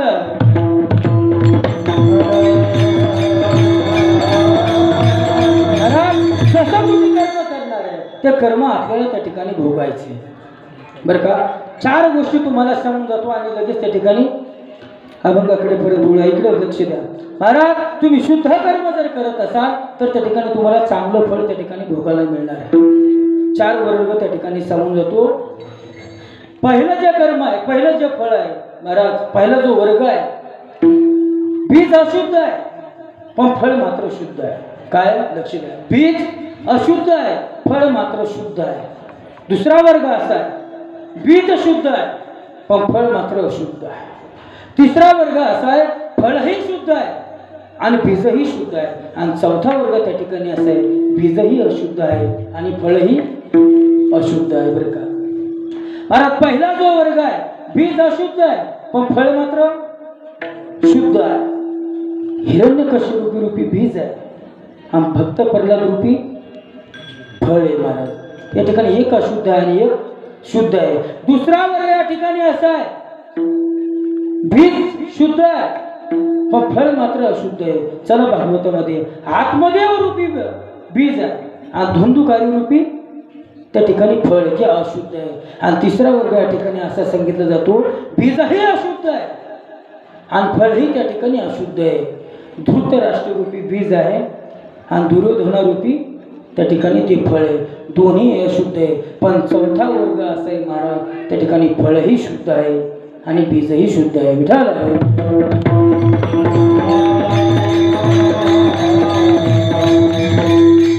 महाराज, चौथा वर्ग तुमच्या आमच्या कामीचा आहे. बीजही अशुद्ध आहे आणि फळही मात्र त्या ठिकाणी शुद्ध आहे महाराज. जिजाऊबाई साहेब रूपी बीज आहे आणि छत्रपती शिवराय रूपी फळ त्या ठिकाणी आहे. त्या ठिकाणी दोन्ही महत्वाचे. हे नसेल कळलं तर दुसरं सांगतो, कबीर महाराज रूपी बीज आहे आणि कमाल महाराज रूपी त्या ठिकाणी शुद्ध फळ आहे महाराज. महाराज, एक दिवस कबीर महाराजांना पत्र आलेलं आहे आणि ते पत्र वाचल्याच्या नंतर महाराज कबीर महाराज आपल्या घरामध्ये जातात आणि घरामध्ये गेल्याच्या नंतर महाराज कबीर महाराजांच्या डोळ्यामध्ये पाणी आलेलं आहे. लक्ष द्या, सुंदर प्रसंग आहे. कबीर महाराजांच्या डोळ्यामध्ये पाणी आलं आणि पाणी आल्याच्या नंतर महाराज तो छोटा असणारा कमाल नावाचा मुलगा शाळेतून आला, धावत धावत धावत कबीर महाराजांकडे जातोय आणि कबीर महाराजांकडे गेल्याच्या नंतर बाबाला म्हणतो, बाबा तुम्ही तर या लोकांना सांगत असतात, संतांनी साधू संतांनी संसाराची चिंता करायची नसते आणि आज तुमच्या डोळ्यामध्ये पाणी आहे. महाराज कबीर महाराज त्या कमलाला सांगतात, कमला अरे संसाराची चिंता करत नाही रे बाबा, अरे वारकऱ्यांचं पत्र आलेलं आहे, उद्या 10 वारकरी आपल्या घरी जेवण करण्यासाठी येणार आहे, पण घरामध्ये तीळ मात्रही अन्नाचा दाणा नाहीये, थोडसं सुद्धा अन्न नाही. महाराज एखादा वारकरी सुद्धा माझ्या घरामध्ये जेवण, एवढं सुद्धा माझ्याकडे अन्न नाहीये आणि 10 वारकरी आपल्या घरी उद्या जेवण्यासाठी येणार आहे. मग चिंता कशाची करता बाबा, समोर वाण्याचं दुकान आहे, त्या वाण्याच्या दुकानात जाऊन आपण सामान घेऊन येऊया. पण त्या ठिकाणी कबीर महाराज कमलाला सांगतात, कमला तो वाणी आपल्याला आता सामान देणार नाही का बाबा, अरे त्या वाण्यातून आपण अगोदर सामान आणलेलं आहे, अरे ते सामान आणलं त्याची उधारी आपण अजून दिलेली नाहीये, तो वाणी आता आपल्याला परत सामान देणार नाही, जाऊ दे ना बाबा, मग आपण रात्री चोरी करू. काय म्हणला कबीर, कमल महाराज काय म्हटले, बाबा तो वाणी आपल्याला देणार नाही ना, आता आपण चोरी करू. महाराज शास्त्र सांगते, एखाद्याचं पोटा इतकं जर आपण तिथून घेतलं, एखाद्याचं घरून घेतलं आणि दुसऱ्याचं पोट जर भरवलं तर त्याला चोरी म्हणता येत नाही. बरोबर ना, बरोबर का. माझे आता कीर्तन संपलं की दारात भरपूर चांगल्या चांगल्या चांगल्या चांगल्या चपला सोडलेल्या असतात, मग एखादी उचलायची आणि घरी घेऊन जायची. कायच म्हणायचं, नकुल महाराजांनी सांगितलंय की एखाद्या चांगल्या कामासाठी तुम्ही चोरी करत असाल तर त्या चोरीचं पाप लागत असं आहे का महाराज. नाही, एखादा संत जेवू घालायचा असेल ना महाराज, तर त्या संताच्या जेवणापुरतं जर एखाद्या पोट घेऊन आलं किंवा न विचारता घेऊन आलं ना दादा, तसं पाप होतो ना, आम्हाला पातक लागत नाही. महाराज कबीर महाराज आणि कमाल महाराज वाण्याच्या दुकानामध्ये चोरी करण्यासाठी जाताय. महाराज जेवढं 10 वारकऱ्याला जेवण्यासाठी लागतं ना, तेवढं त्या ठिकाणी त्यांनी अन्न घेतलं, तेवढं शिदा त्या ठिकाणी घेतला. आता दुकानाच्या बाहेर पडणार महाराज, कबीर महाराज बाहेर पडले. आता कमाल महाराज तेवढं सामान दिलंय आणि दिल्याच्या नंतर आता कमाल महाराज बाहेर जाणार, तेवढ्यात वाण्याला जाग आली आणि वाण्याला जाग आल्याच्या नंतर महाराज त्या वाण्यानं कमाल महाराजांचे पाय पकडले. कमाल महाराजांचे पाय पकडले आणि पकडल्याच्या नंतर कमाल महाराज आता कबीर महाराज म्हणतात, बाबा वाणी उठलेला आहे, बाबा वाणी आता उठला, वाण्याने माझे पाय पकडले, आता वाणी मला आतमध्ये खेचेल बाबा, अहो बाबा तू मला ओळखेल बाबा, अहो ओळखल्याच्या नंतर तू उद्या सर्व गावाला सांगेल बाबा. कबीर महाराज दिवसभर भजन करतात आणि रात्री काय करतात तर चोऱ्या करतात. बाबा याने माझ्या पाठीमागून अंग बघितलेलं आहे, याने पाय माझे पकडलेले. बाबा एक काम करा बाबा, तुम्हाला जर तुमची मर्यादा टिकवायची असेल, अरे तुम्हाला जर तुमचा परमार्थ टिकवायचा असेल ना बाबा, त्या दरवाजाच्या पाठीमागे एक कुऱ्हाड आहे, त्या कुऱ्हाडीना त्या फरशानं माझं मस्तक धडा वेगळं करा. काय सांगितलं, माझं मस्तक धडा वेगळं करण्यासाठी सांगितलं महाराज. पण कबीर महाराजांनी हे पाठीमागचा पुढचा विचार केला नाही बरं का.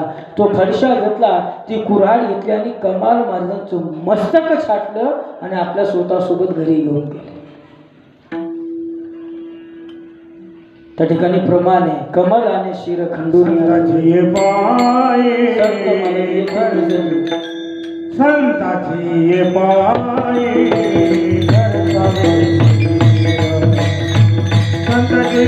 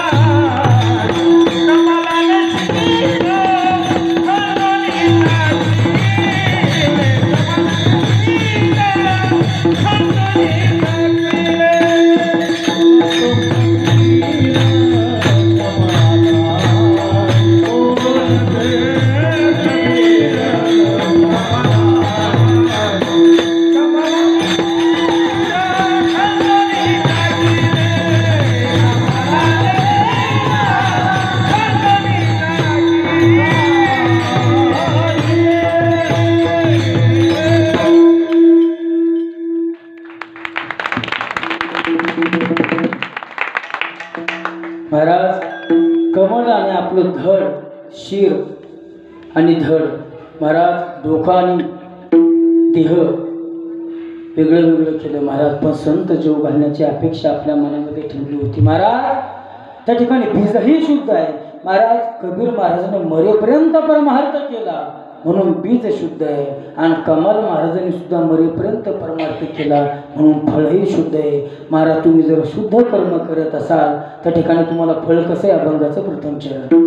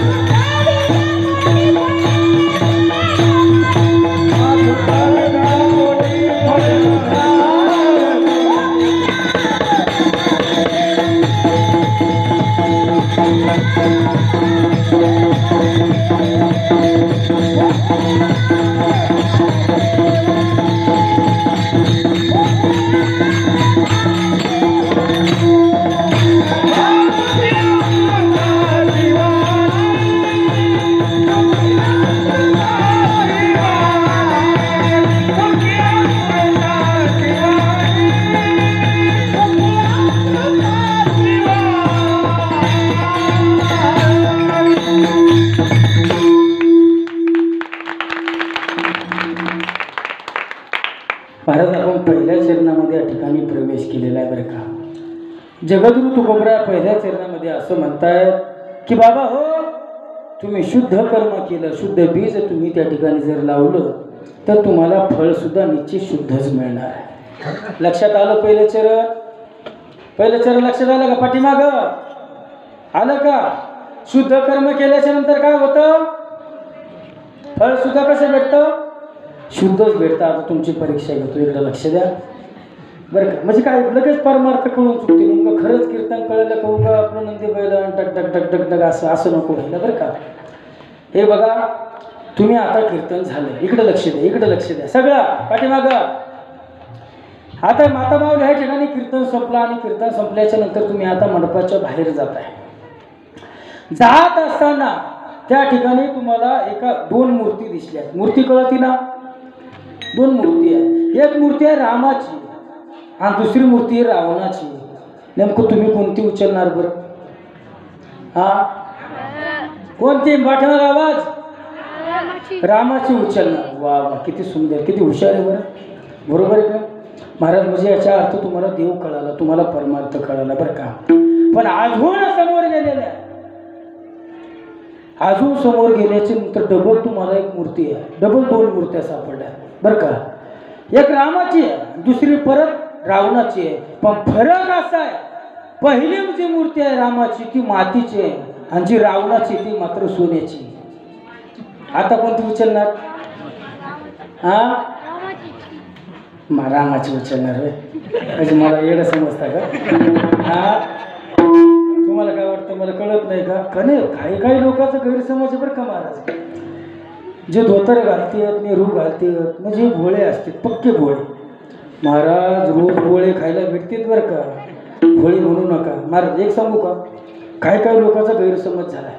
हे टोप्या घालणं, धोतर घालणं, नेहरू घालणं, उगा काष्टा मागून फसायचं आणि फिरायचं, यांना काही कामं नाही, यांना घरी काही नाही असं समजतात बरं का. पण एक सांगून जाऊ, कित्येक तरी कीर्तनकार आहे महाराज, वकील, डॉक्टर, मोठे मोठे अधिकारी त्या ठिकाणी बरं का. आता आम्ही कोण आहे आम्हालाच माहिती नाही, तर आम्ही सांगणार पण नाही. विठाला विठाला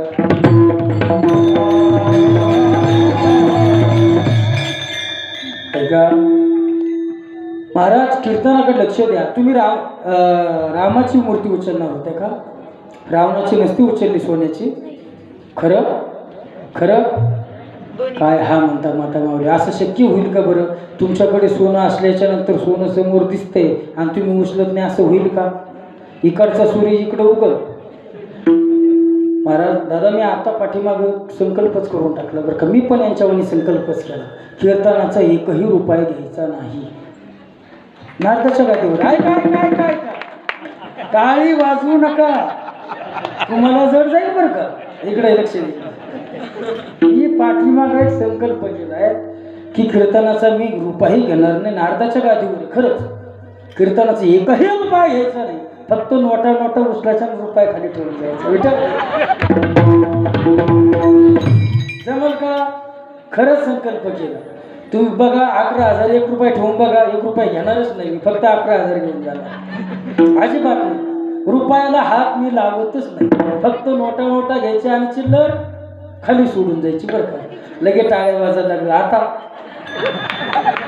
आता वाजा की टाळ्या? हा हा बरं, आता टाळी वाजणार नाही. हा बरं, एवढं जाऊ दे, कशाला तुम्हाला बेजार करू. कसं होतं माहिती का, यांना बेजार केल्याच्या नंतर मला जड जातं. माता माऊली बिचाऱ्या ग येत्या गुपचूप गुपचूप आपलं पाय पडत्या, 10 रुपये देत्या, 20 रुपये देत्या. मी म्हणत नाही देव बरं का, देऊ नका सांगतोय बरं का. 10 रुपये देत्या, 20 रुपये देत्या. तुम्हाला प्रश्न पडेल आता, माणसाकडे पैसे असतात बरोबर आहे ना वैरंदा, यांच्याकडे निघाल 10, 20 रुपये खिशात. पण आम्ही काय देऊ प्रश्न पडेल ना. मला सोनं चांदी सगळं चालतं बरं का. एक मनी जरी आला तरी चालतो. आता एवढ्या या ठिकाणी एक मनी म्हणलं बळीराम दादा सगळं भाडं थोडं निघत जायचं यायचं, ते पण सर लक्ष द्या. परमार्थ करत असताना महाराज जसं आपण आपलं कर्म करणार आहात एवढं ध्यानात ठेवा. एवढं कीर्तनात तुम्ही ऐकून गेलं तरी महाराज तुमचा सफल झाला. तुम्ही परमार्थ करत असताना जसं तुम्ही कर्म करणार आहात ना दादा, तसं तुम्हाला त्या ठिकाणी फळ भोगावं लागतं बरं का. महाराज एकदा सर्वांनी हात वरती करायचे आणि भजन करायचा. एकदा इकडे बघा, सगळ्यांनी हात वरती करा. आता तुम्हाला नंतर एक विषय सांगतो. केला टाळी वाजवायचं काय होतं माहिती आहे? ओंकार महाराज उभे राहा बरं का. सर्वांनी हात वरती करून एकदा भजन करायचं.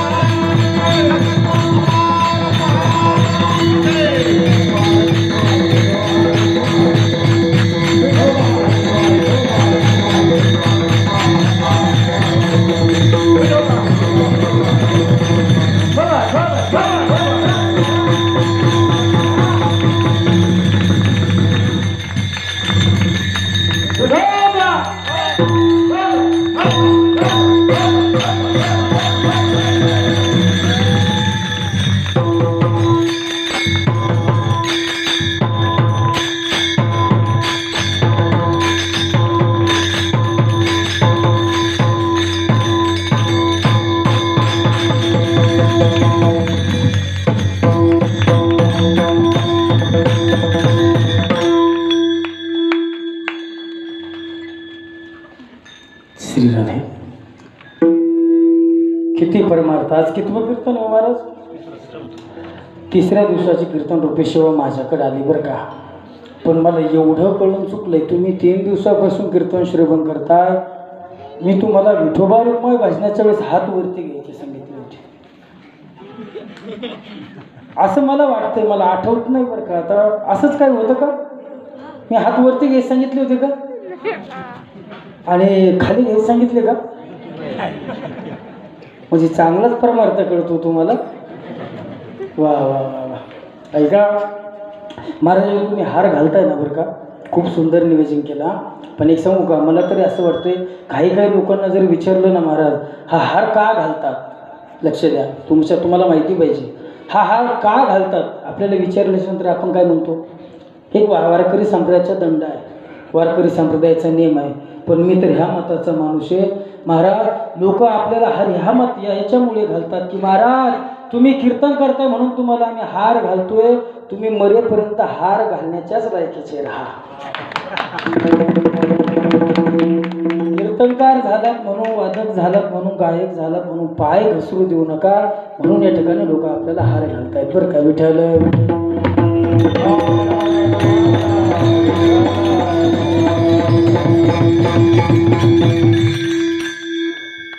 कुठपर्यंत आलो होतं आपलं, सांगता येईल का? बोला बोला बोला पटकन. नाही सांगता येणार ना, मग इकडे लक्षात जाऊ द्या. महाराज जसं तुम्ही आम्ही कर्म करतो तसं कर्म आपल्याला भोगायचे. आपण शुद्ध कर्म केलं आणि शुद्ध कर्म केल्याच्या नंतर आपल्याला फळही त्या ठिकाणी शुद्ध भेटते. मग त्या फळाची वाणी कशी असते या भंगाचं दुसरं चरण. मुख्य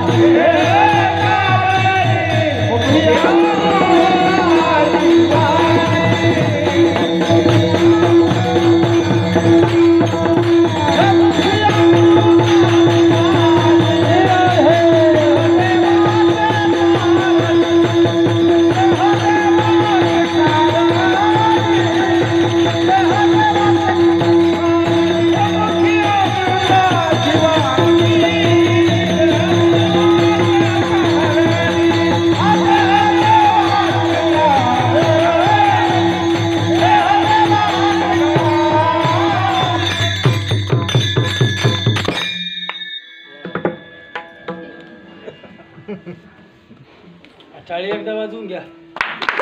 वाणी कशी असते, अमृतासारखी गोड पाहिजे. महाराज एखादा व्यक्ती जन्माला आलाय आणि जन्माला आल्याच्यानंतर त्या व्यक्तीची वाणी कशी असते माहिती का?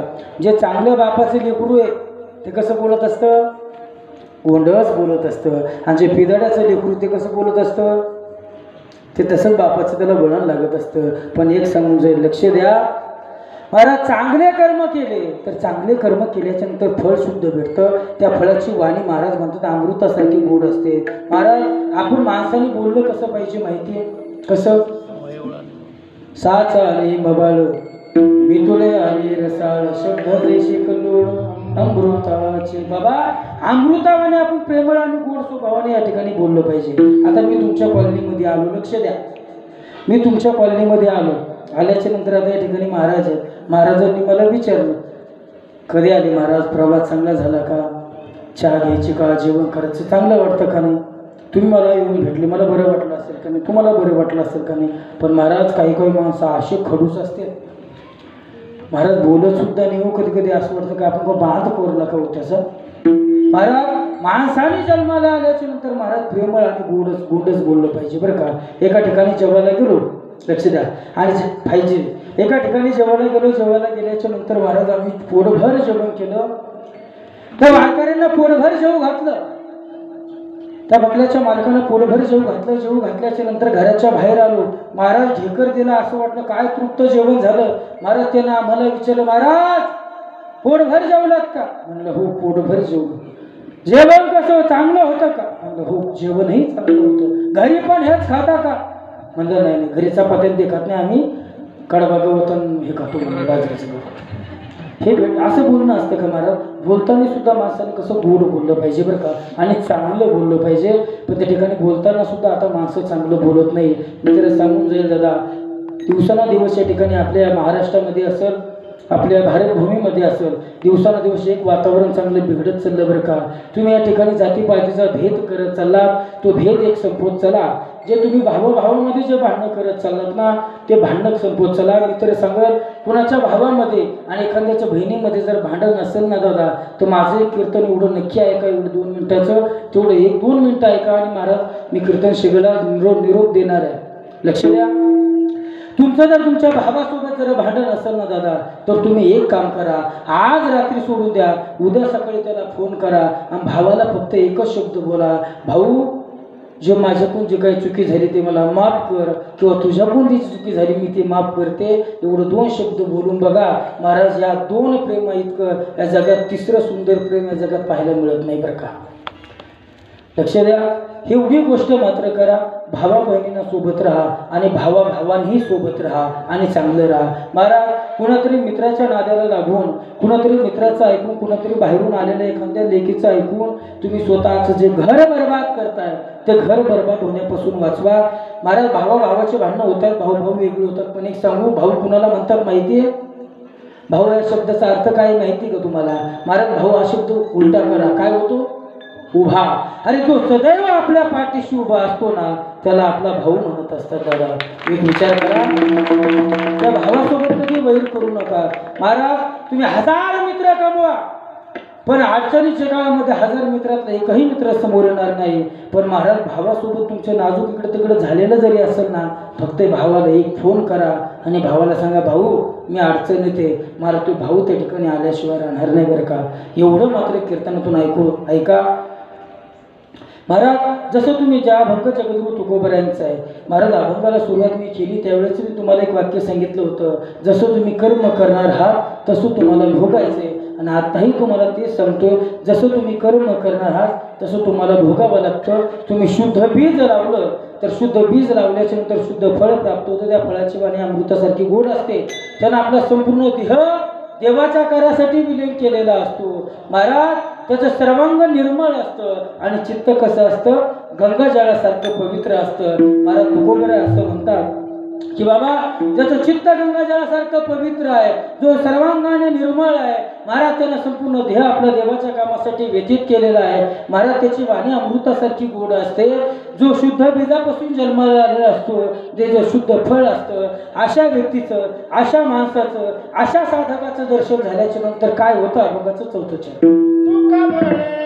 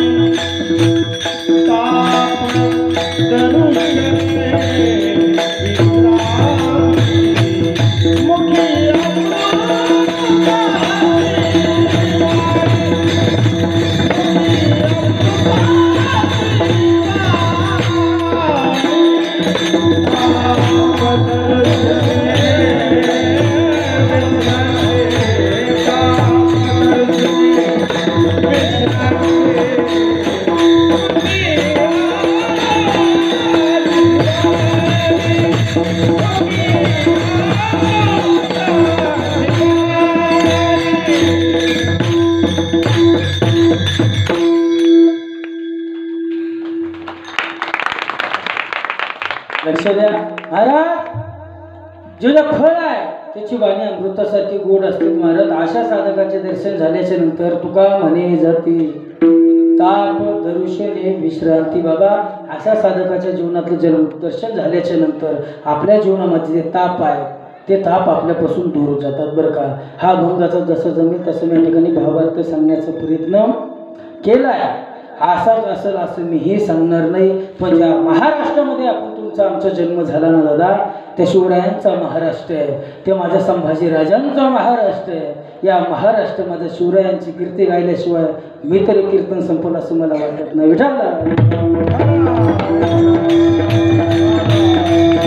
छत्रपती शिवाजी महाराज, धर्मवीर संभाजी महाराज.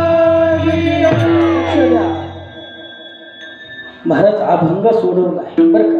धावत्या वेगामध्ये सोडवण्याचा प्रयत्न केला आहे. पण महाराज जेव्हा महाराष्ट्रामध्ये तुमचा आमचा जन्म झालेला आहे त्या राजांची कीर्ती आपल्याला एकदा गायची आहे. 10 मिनिटामध्ये आपण राजाची कीर्ती गाणार आहोत. 10 मिनिटामध्ये तुम्हाला माझ्या राजाची कीर्ती सांगणार आहे आणि या ठिकाणी मी कीर्तनाला समारोप करणार आहे महाराज बरं का. या 350 वर्षापूर्वी याच महाराष्ट्रामध्ये महाराज माझा महाराष्ट्र सुखाने नांदत होता.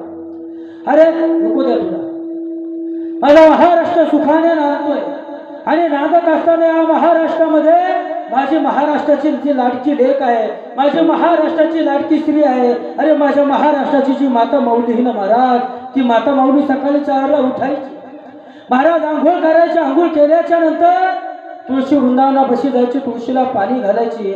आनंदाने त्या ठिकाणी माझा महाराष्ट्र नांदत होता.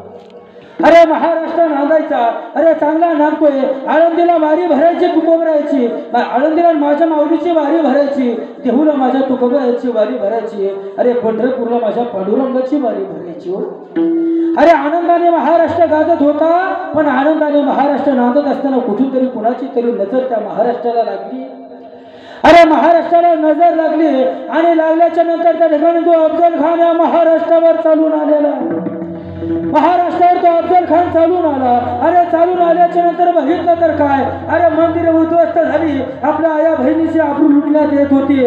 अरे काय करावं, अरे वादळ कोण रोखणार आहे महाराज. या वादळाला रोखण्यासाठी सर्व साधू संत समोर येत आहेत.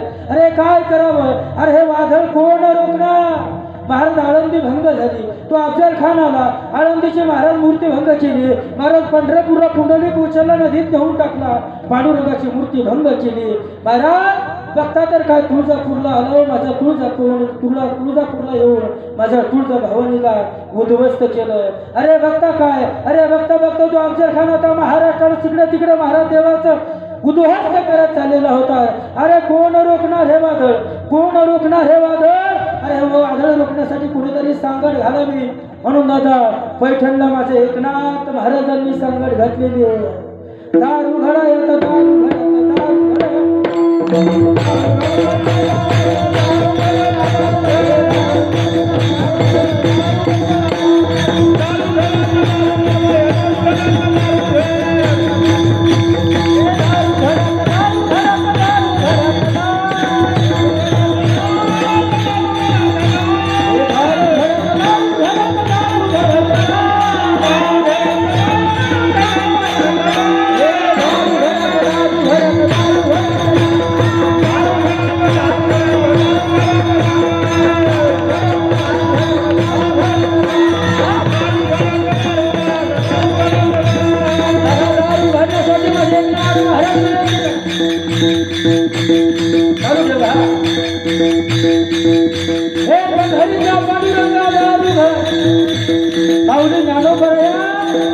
आपल्या महाराष्ट्रामध्ये संकट आलं, हे संकट घेण्यासाठी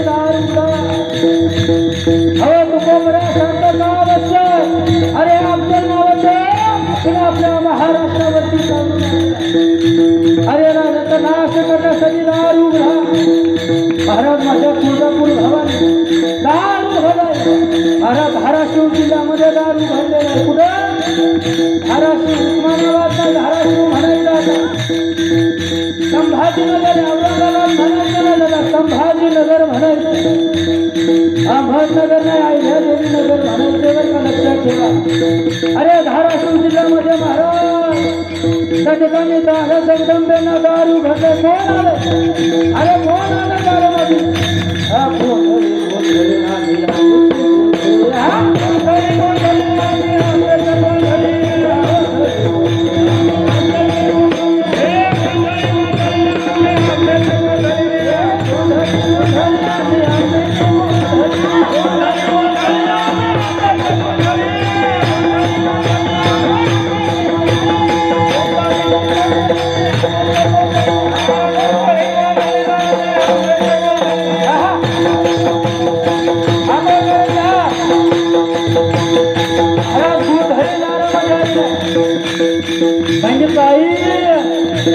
अरे दार दार गोंधळी दारात आल्याचं कोणता गोंधळी आहे सांगितलं आहे. जिजाबाईच्या घरापर्यंत निरोप पोहोचलेला आहे. आणि एक आमदार नावाचं दुखणं आहे. अरे ते दुखणं आमच्या महाराष्ट्रावरती चालून आलेलं आहे. त्याचं काय करायचं आहे साहेब तुम्ही सांगा मग. महाराज ते सांगण्यासाठी काय झालं माहिती जिजाऊ साहेबांनी ऐकलं. जिजाबाई साहेबांची तळपायच्या आता मस्तकापर्यंत पोहोचलेली आहे. अरे हे वादळ रोखण्यासाठी कोण येणार? अरे तेवढ्यात काय झालं माहितीये? अरे त्या धाराशिव जिल्ह्यामध्ये माझ्या जिजाऊ साहेबाला डोहाळे लागलेले आहे महाराज.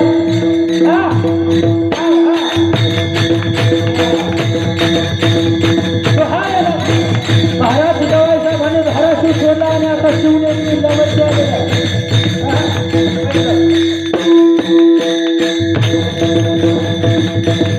शिवनेरी जिल्ह्यावरती आला आणि शिवनेरी जिल्ह्यावरती आल्याच्या नंतर ती शिवनेरी जिल्ह्याची जी राजलक्ष्मी आहे ती राजलक्ष्मी माझ्या जिजाबाई साहेबांना विचारते आई तुम्हाला डोहाळे तुम्हाला काय खावासं वाटतं मला सांगा. तुम्हाला चिंता खावाशी वाटते का? तुम्हाला आंबा खावासं वाटतं का? तुम्हाला कैरी खावाशी वाटते का? तुम्हाला मीठ खावासं वाटतं का?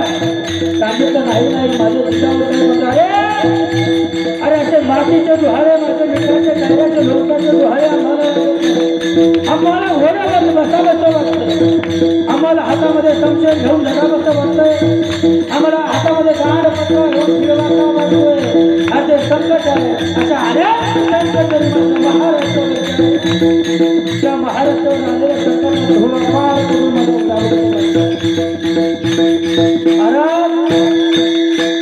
मला दिवस काढून जात होता.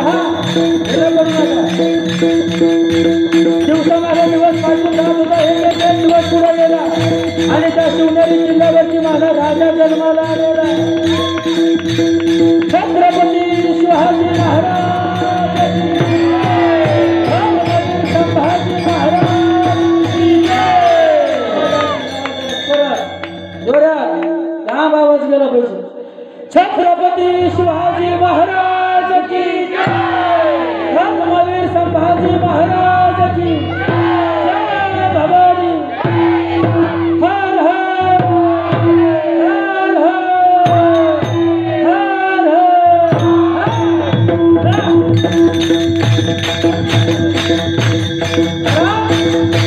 राजा जन्माला आला. राजा जन्माला आल्यानंतर रामाचा मोठा माझा राजा झालेला आहे.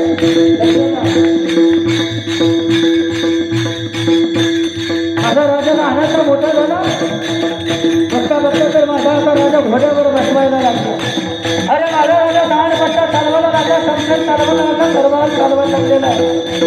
लहानाचा मोठा झाला. एक दिवस जिजाबाई माझ्या राजाला सांगते राजा अरे तर तुला महाराष्ट्राची सैल करून लागते. काय सांगितलं? तुला महाराष्ट्राची सैल करून आम्ही तुला महाराष्ट्र दाखवते. महाराष्ट्र दाखवण्यासाठी माझी जिजाबाई साहेब माझ्या शिवरायांना घेऊन महाराष्ट्रात गेलेले. गडाच्या खाली आले बघते तर काय आधी आला मुघल आलं. ह्या मुघलाचं राज्य आपल्या राज्यात महाराष्ट्रावर चालू आहे. त्या ठिकाणी एक आई एक छोटंसं बालक त्या आईच्या हृदयावरती आहे. एक छोटंसं बालक त्या आईच्या हृदयावरती आहे. त्या आईचं शिरत शेत करून टाकलं. त्या आईला वाढली. त्या आई वाढली. 3 वर्षाचं बालक त्या आईच्या छातीवरती बसून रडत होतं. काय एक फेकून टाळलं. 3 वर्षाचं बालक त्या आईच्या छातीवरती बसून रडतं. महाराज जिजाबाई साहेबांनी माझ्या राजांना सांगितलं बाबा हा तुझा महाराष्ट्र, अरे तो महाराष्ट्र तू सांगतो ना हा माझा महाराष्ट्र, हा महाराष्ट्र बघ तुझा महाराष्ट्र असा. अरे त्या आईला ठार केलं. 3 वर्षाचा मुलगा आहे. त्या 3 वर्षाच्या मुलाच्या नजरेकडे माझ्या राजाने बघितलं. त्या 3 वर्षाच्या मुलाची नजर माझ्या राजाला सांगत राजा अरे तुझ्या महाराष्ट्रामध्ये मी जन्माला आलोय, तू स्वतःचा महाराष्ट्र म्हणून येतोय. अरे त्याच महाराष्ट्रामध्ये माझ्या आईचा वध झाला रे राजा. मला स्तनपान करत होतं राजा, मला भूक लागली होती राजा. अरे मी माझ्या आईचं स्तनपान करत असताना कुठूनतरी हे मुघल आलेलं आणि आल्याच्या नंतर माझ्या आईचा शिरच्छेद केला, माझ्या आईला ठार केलं. सांग ना राजा. अरे मी कुणाकडे भीक मागू? अरे सांग ना राजा माझ्या आई मला कधी मिळेल राजा, सांग ना रे बाबा. महाराज तो महाराष्ट्रातील मुलाच्या डोळ्यातील स्वप्न माझ्या राजाने बघितलं, ती वाक्य ऐकले आणि तळपायाच्या मस्तकाला गेलो. महाराज माझ्या राजाने अरे 4-5 सवंगडी जमा केले. सवंगडी जमा केल्याच्या नंतर महाराज माझ्या महादेवाच्या मंदिरात जात आहे. रायरेश्वराच्या मंदिरात गेला आणि मंदिरामध्ये गेल्याच्या नंतर स्वराज्याची शपथ घेतली. माहिती आहे कशी घेतली? अरे अरे दह्या दुधाचा अभिषेक करणारे अनेक राजे बघितले असते. दह्या दुधाचा अभिषेक करणारे अनेक राजे बघितले असतील, पण रक्ताचा अभिषेक करून स्वराज्याची शपथ घेणारा आता पहिला राजा छत्रपती शिवाजी महाराज.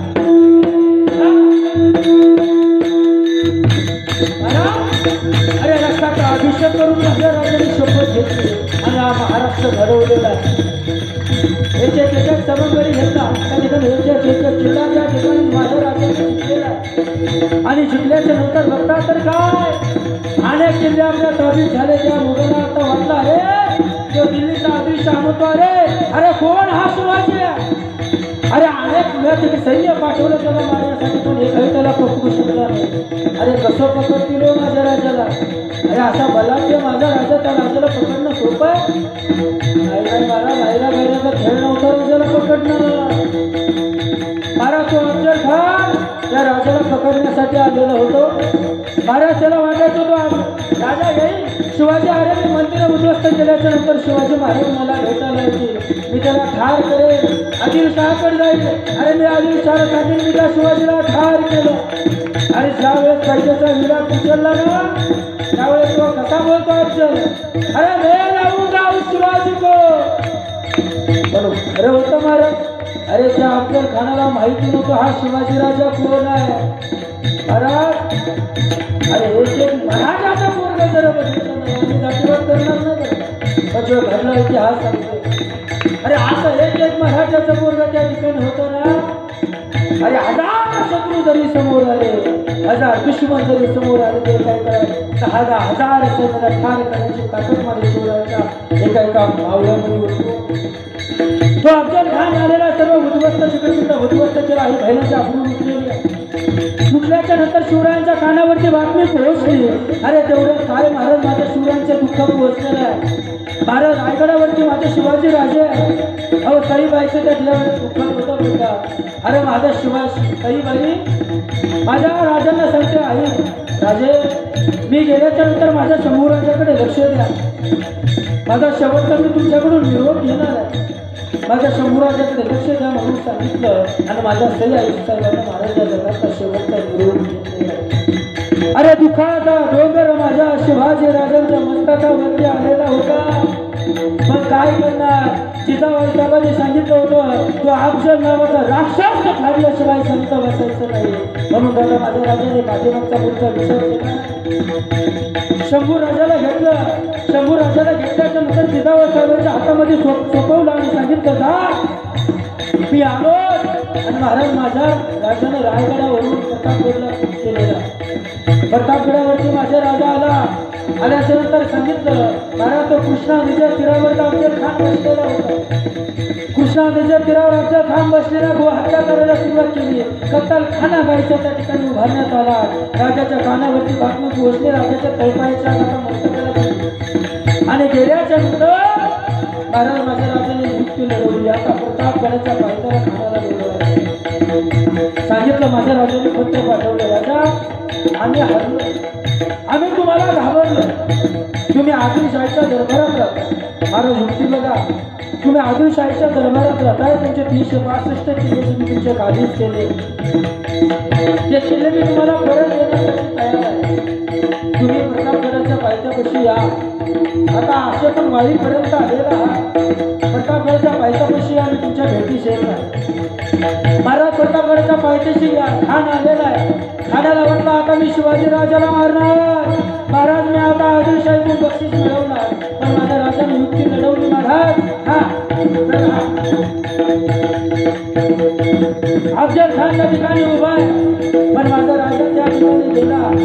महाराज गेल्यानंतर अफजल खानाला असं वाटतं की राजाला मारतो. पण माझ्या राजाची युक्ती बघा, चिरा टोप घातलेला आहे, अंगामध्ये लोखंडी वस्त्र धारण केलेलं आहे. महाराज गेल्याच्या नंतर माझ्या राजाच्या अफजल खानाच्या भेटीला गेला आणि गेल्याच्या नंतर महाराज तो अफजल खान होता, शिवाजी हमारे गले लग जाओ. शिवाजी राजाला बोलवलं. महाराज शिवाजी राजाने बोलवलं आलिंगनाला. आलिंगन देणार अफजल खानाला. अफजल खानाला आलिंगन देणार. तो मला आलिंगन देण्यानंतर अफजल खानाने कट केला. अफजल खानाने कट केला. महाराज माझ्या राजाचं मस्तक बगलामध्ये अडकवलं. कमरेचा महाराज चाकू काढला, ज्याला आपण भाला म्हणतो तो भाला काढला. महाराज राजावरती वार केला. शिरखत अंगामध्ये घातलेला टारकन असा आवाज झाला आणि कार कार कार आवाज झाल्याच्या नंतर माझ्या राजाला कळलं. माझ्या राजाने महाराज आपल्या हातातून वाघ नखे काढले आणि महाराज त्या ठिकाणी अफजल खानाचा पुतळा काढला. छत्रपती शिवाजी महाराज की, धर्मवीर संभाजी महाराज की, हर हर हर हर. माझा आश्रम आपल्या या पवित्र अशा महाराष्ट्रामध्ये आपण राहतो. तो महाराष्ट्र माझ्या शिवाजी राजांचा आहे. महाराज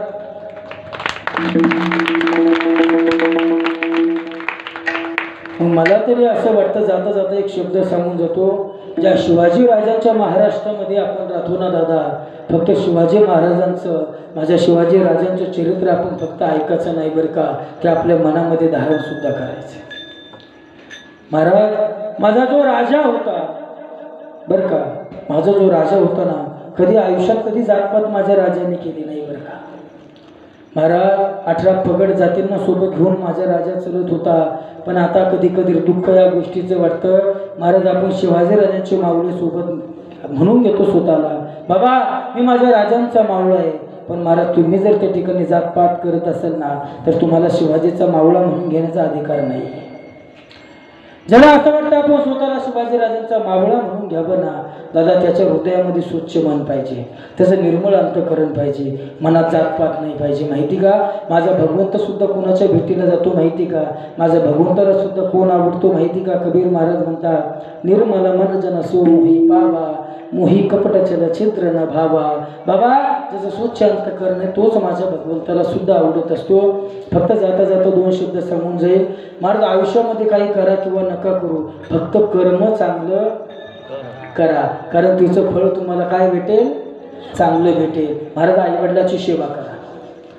आता तसं मी सांगू नाही महाराज, पण एक सांगून जातो. याच महाराष्ट्र भूमीमध्ये जास्तीत जास्त शिकलेल्या विद्यार्थी, जे शिकलेली माणसं त्यांच्या एवढी जास्तीत जास्त वृद्धाश्रमामध्ये पाहायला मिळतात बरं का. कारण काही माहिती का, मी पण एका वृद्धाश्रमाचा सचिव आहे महाराज. आम्ही गेल्याच्या नंतर आम्ही बघतोय आमच्याकडे असे लोक येतात ना महाराज, बघितल्याच्या नंतर खरं डोळ्यातून पाणी येतं बरं का. महाराज खूप अफाट श्रीमंत लेकरं असते, तो अफाट श्रीमंत लेकरं असतात.